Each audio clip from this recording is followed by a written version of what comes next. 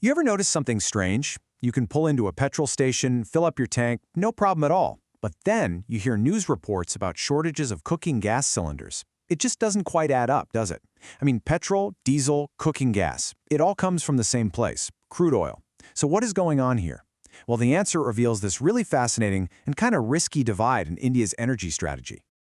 And that's the big question we're diving into. Why does it feel like petrol and diesel are always available, while the supply of LPG, our cooking gas, feels so precarious? The secret isn't buried in some oil field thousands of miles away. Nope.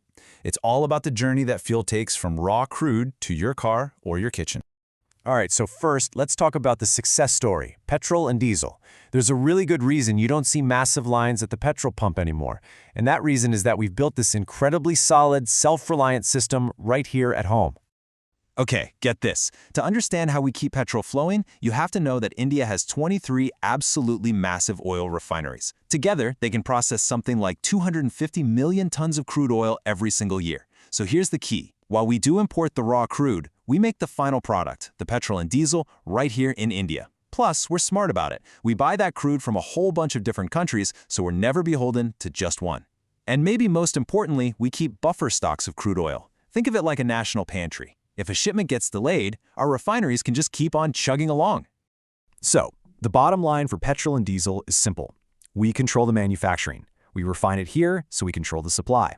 That domestic control is the secret sauce to stability. But, and this is a big but, the story for LPG is a whole different ballgame. Now we flip the coin and look at LPG. With cooking gas, the story isn't one of self-reliance. It's a story of dependency. It has this huge fundamental vulnerability baked right into its supply chain. And it all boils down to one simple worrying fact. We just don't make enough of it ourselves. And this chart, this really says it all. A whopping 62% of the cooking gas that we use in India is imported. It arrives in ships already processed, already finished. That means for the gas that cooks food in millions and millions of homes, we are incredibly reliant on other countries. And if you look at the raw numbers from just the first half of this year, it gets even more stark. We used 16.2 million metric tons of LPG, but our own domestic production, only 6.29 million tons. That leaves this enormous gap that has to be filled by ships constantly arriving from overseas. So naturally, you have to ask the next question, right? If we depend on all these imports, where are they coming from? And how exactly do they get to us? Well, this is where the risk factor just goes through the roof. Just look at this number, 90%. Burn that number into your brain for a second, because it represents an almost unbelievable concentration of risk in our energy supply. That's right. 90% of our imported cooking gas has to sail through one single, narrow choke point, the Strait of Hormuz.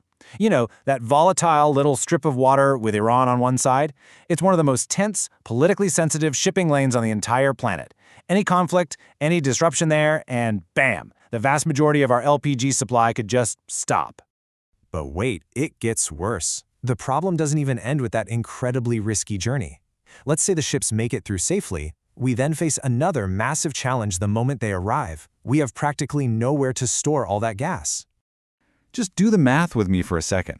Our total national storage capacity for LPG is about 1.34 million tons. Now that sounds like a lot, right? But the thing is, as a country, we burn through about 90,000 tons of this stuff every single day. So what does that mean? It means our entire national reserve of cooking gas would last for just 2 weeks if imports were to suddenly get cut off. You see, unlike petrol, you can't just stick LPG in a simple tank. It needs these complex, expensive, pressurized facilities. Because we lack that storage, we are living on a knife's edge, totally dependent on a steady, uninterrupted flow of ships. So, you've got this major vulnerability. What do? Well, the government has been scrambling, putting some emergency measures into place to try and manage the situation and, literally keep people's stoves lit. The emergency plan basically has 3 parts. First, they ordered every single domestic refinery to crank up their LPG production to the absolute max. Second, they took other gases like propane and butane, which are normally used for industrial purposes, and diverted them into the cooking gas supply. And third, they put restrictions on sales to businesses to make sure that household cylinders got top priority. And you know what? These moves did make a difference. They managed to squeeze about 25% more out of our own system, which is actually pretty impressive. It's a big boost, but the real question is it actually enough to solve the bigger problem? And that brings us to the harsh reality of the situation.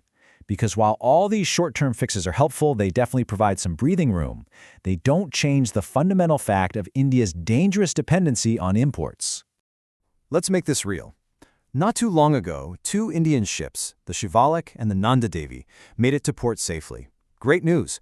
They were carrying a combined 92,000 tons of LPG. But compare that to what we need to import every single month, about 1.6 million tons. This chart just slams the point home. Those 2 huge shipments, which were a massive effort, they only covered about 5% of 1 month's import needs. It's a Band-Aid, a really important Band-Aid that keeps things going for a few days, for sure, but it does absolutely nothing to fix that long-term strategic vulnerability. So it all comes back to where we started. Our fuel supply is a tale of 2 completely different strategies. One, for petrol, is built on domestic strength and control. The other, for the gas we cook with, is built on foreign dependency and risk. And in a world that seems to be getting more unstable by the day, it really makes you wonder, is having total control over our most essential energy sources just a nice goal to have, or is it an absolute, undeniable necessity for our future?